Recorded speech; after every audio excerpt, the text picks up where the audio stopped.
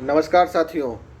तो आज हम बात करेंगे बांग्लादेश में जो वर्तमान हालात उत्पन्न हुए हैं इसके बारे में।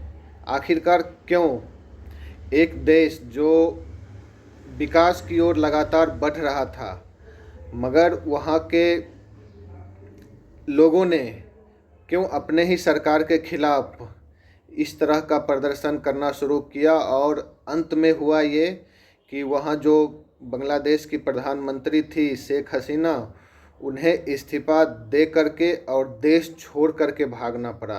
आखिरकार क्या कारण है? तो चलिए शुरू करते हैं। पहले हम बांग्लादेश के इतिहास के बारे में बात करते हैं। आखिर किस तरह से बांग्लादेश का निर्माण हुआ। तो इस बातचीत को शुरू करने से पहले अगर आप हमारे चैनल पे नए हैं तो कृपया लाइक एंड सब्सक्राइब जरूर कर लीजिए। तो चलिए शुरू करते हैं। तो हम पहले बांग्लादेश के इतिहास के बारे में बात करते हैं। आज़ादी से पहले, मतलब बांग्लादेश के निर्माण से पहले, बांग्लादेश के आज़ादी से पहले ये पूर्वी पाकिस्तान हुआ करता था और जो अभी पाकिस्तान है ये पश्चिमी पाकिस्तान हुआ करता था।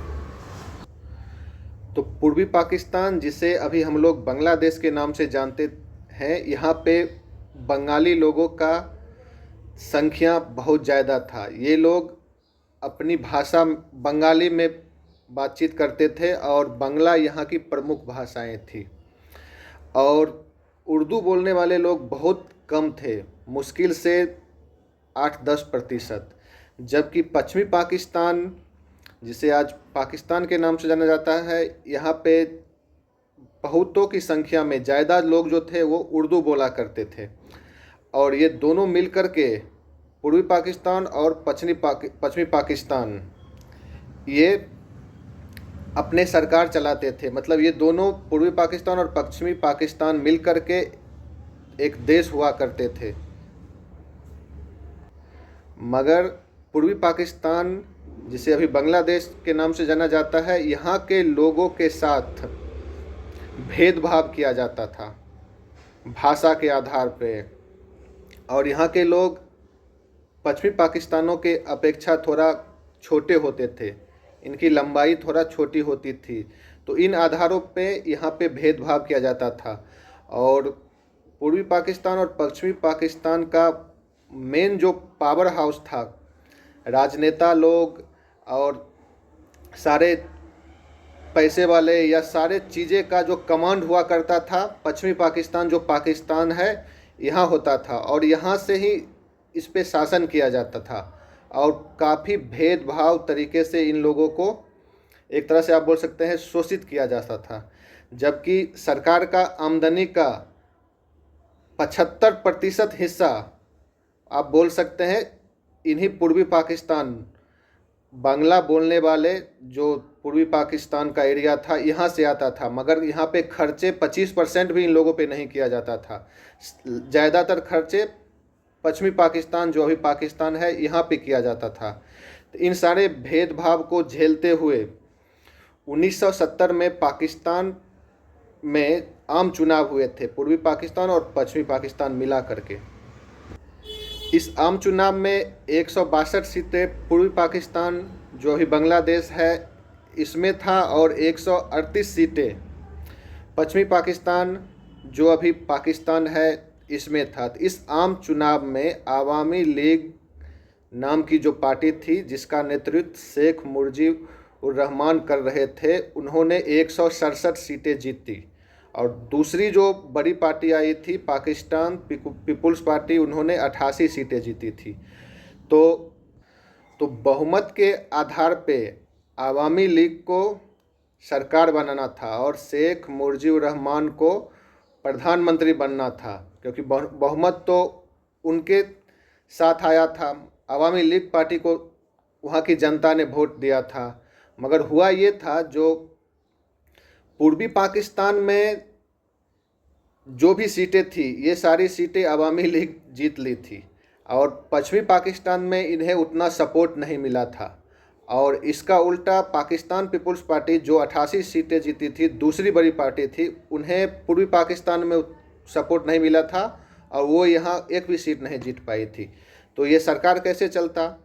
इसका मतलब ये पूरा क्लियर था कि जो पूर्वी पाकिस्तान के लोग थे वो पश्चिमी पाकिस्तान के लोगों को सब पसंद नहीं करते थे, और पश्चिमी पाकिस्तान के लोग जो थे वो पूर्वी पाकिस्तान के लोगों को पसंद नहीं करते थे। मगर चुनाव का नतीजा आ चुका था और शेख मुजीबुर रहमान की पार्टी 167 सीटों के साथ बड़ी पार्टी हुई थी और उन्हें सरकार बनाना चाहिए था। मगर पाकिस्तान का जो सेना प्रमुख थे, पूर्वी पाकिस्तान और पश्चिमी पाकिस्तान दोनों को मिला करके, वो थे याहिया खान, और पाकिस्तान पीपुल्स पार्टी के प्रमुख थे जुल्फ़िकार अली भुट्टो। उन्होंने याहिया खान को बोला कि इस चुनाव को कैंसिल कर दिया जाए, मतलब इसे माना नहीं जाए। और सेना प्रमुख याहिया खान जो थे उन्होंने इस चुनाव को अमन घोषित कर दिया, मतलब लोगों का जो बहुमत था उसे मानने से इनकार कर दिया और इस चुनाव को कैंसिल कर दिया। इससे हुआ ये था, जो पूर्वी पाकिस्तान के लोगों में काफ़ी असंतोष हो गई और उन्होंने विद्रोह शुरू कर दिया।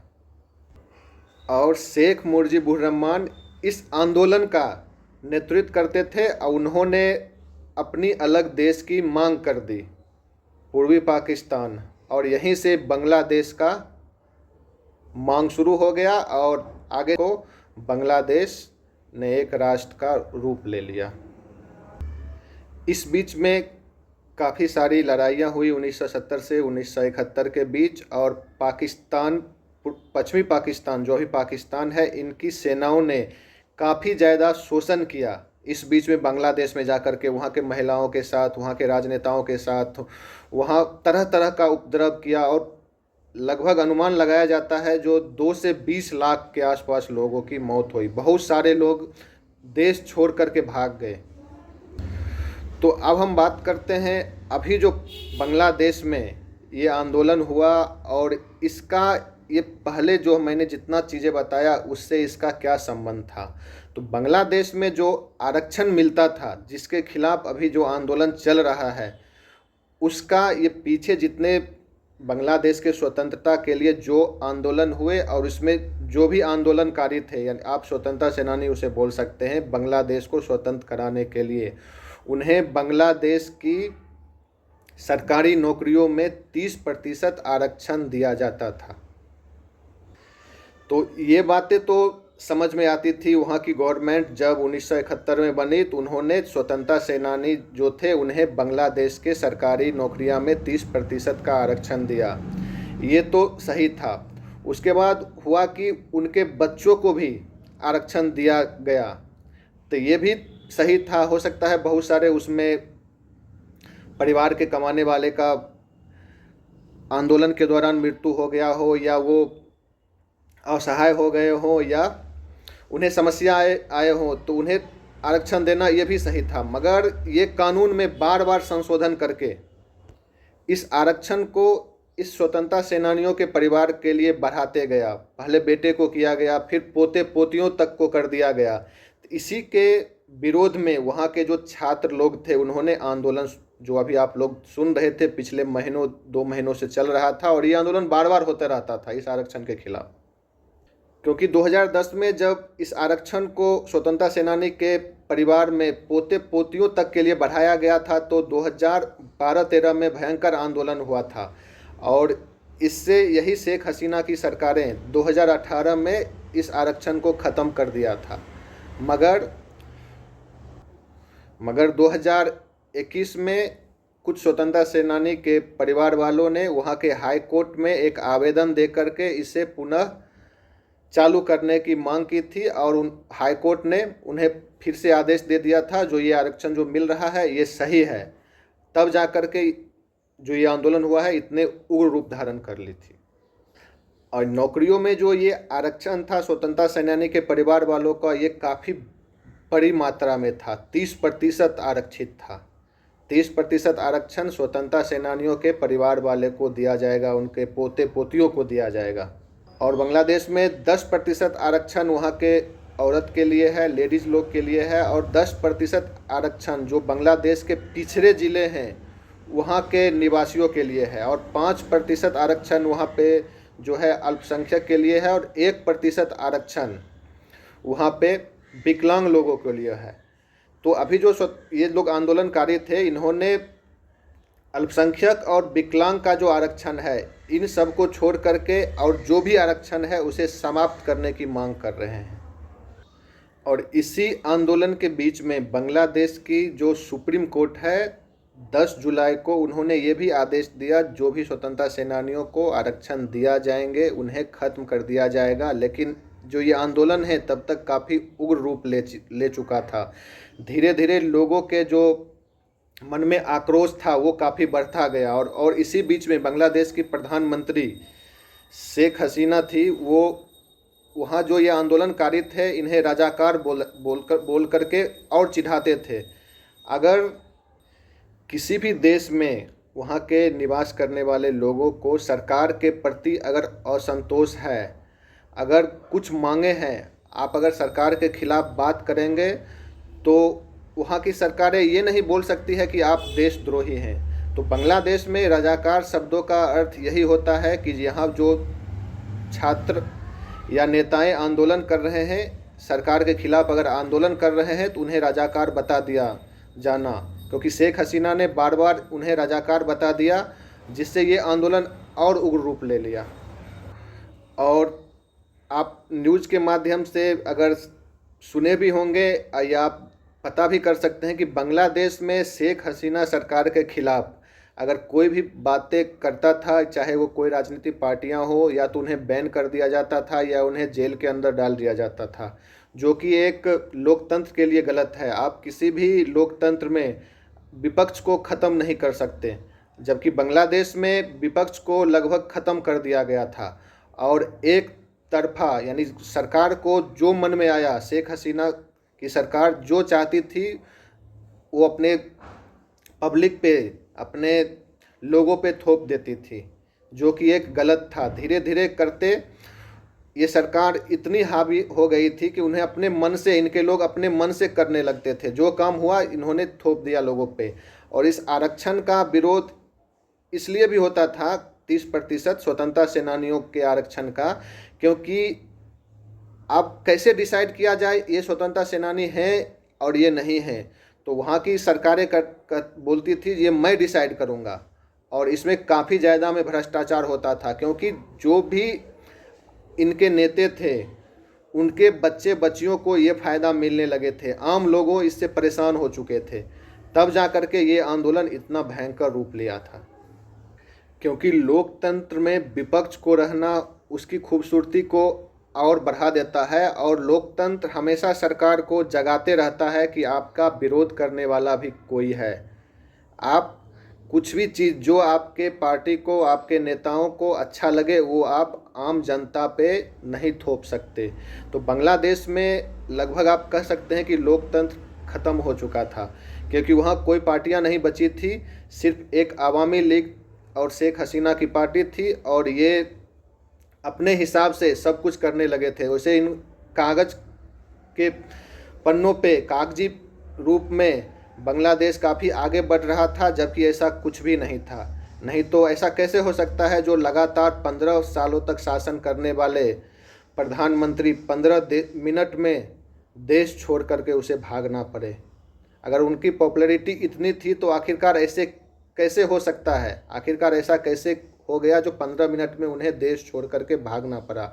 उसका रीज़न था वहाँ के लोगों में असंतोष, दोहरी मानसिकता, क्योंकि जो भी उनके नेता थे, उनके पार्टी के लोग थे, सारी सुविधाएं वो ले रखे थे, और आम लोग इससे परेशान हो चुका था।